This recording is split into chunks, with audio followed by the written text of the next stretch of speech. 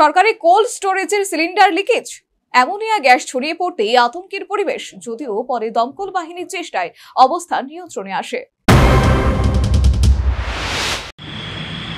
ওইখানে একটা গ্যাস আমরা রিসিভারে একটা গ্যাস আমরা গ্যাস সেভ করি, ওইটাতে একটু ফাটছে, এমন কোনো কিছু না। আমরা একটা বন্ধ করে নিয়েছিলাম।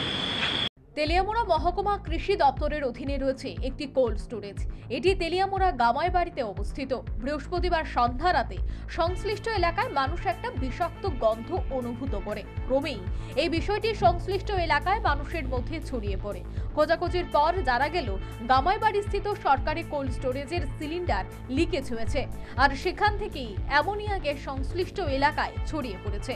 এই খবরে স্বাভাবিকভাবেই আতঙ্কের পরিবেশ সৃষ্টি হয়। দৌড়ঝাঁপ শুরু হয় কোল্ড স্টোরেজের দায়িত্বপ্রাপ্তদের। খবর পেয়ে ঘটনাস্থলে ছুটে আসে দমকল বাহিনী এবং দীর্ঘ 1 ঘন্টা পর অবস্থা নিয়ন্ত্রণে আনতে সমর্থ হয়। আপনার হাই টেম্পারেচার তো বেশি, একটা গ্লাস আসলো, যেটা গ্যাস গ্লাস হয় আমরা রিসিভার, এটা একটা ফাইটটা গেছিলো, ফাইটটা কিছু গ্যাস লিক করছে।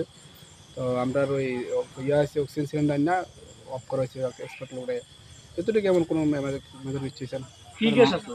এটা অ্যামোনিয়া গ্যাস আসলো, যেটা দিয়ে ফ্রিজিং হয়, ঠান্ডা হয়, কুলিং সিস্টেম। কোন জায়গায় এটা? তো এটা গামাইবাড়ি কোল্ড স্টোর। মানে মানুষের মধ্যে যে একটা ভয় আতঙ্ক, কোনো এমন সেরকম কিছু হয়েছে না, ভয় আতঙ্কের মধ্যে কোনো কিছু না। একদম অল্প কিছু সময়ের মধ্যে সবকিছু কন্ট্রোল করে নিয়েছে।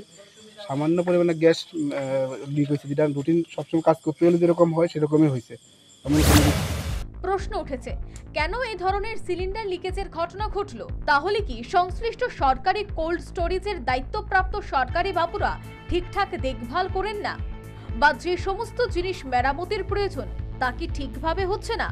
আর যদি এই সমস্ত মেরামতি ঠিকঠাক ভাবে হতো, তাহলে তো সিলিন্ডার লিকেজ হয়ে অ্যামোনিয়া গ্যাসের মতো ঘাতক গ্যাস পরিবেশে ছড়িয়ে পড়ার মতো ঘটনাই ঘটতো না। এ নিয়ে সরকারি দায়িত্বপ্রাপ্তদের ঘুম আর কবে ভাঙবে, এই গুঞ্জনই এখন গোটা মহকুমায়। তবে সে যাই হোক, দমকল বাহিনীর প্রত্যুৎপন্ন মতিতেই সমূহ বিপদ থেকে রক্ষা পেল সংশ্লিষ্ট এলাকা, আর তাতেই জনমনে স্বস্তির নিঃশ্বাস ফিরে এসেছে। Bureau report, news vanguard.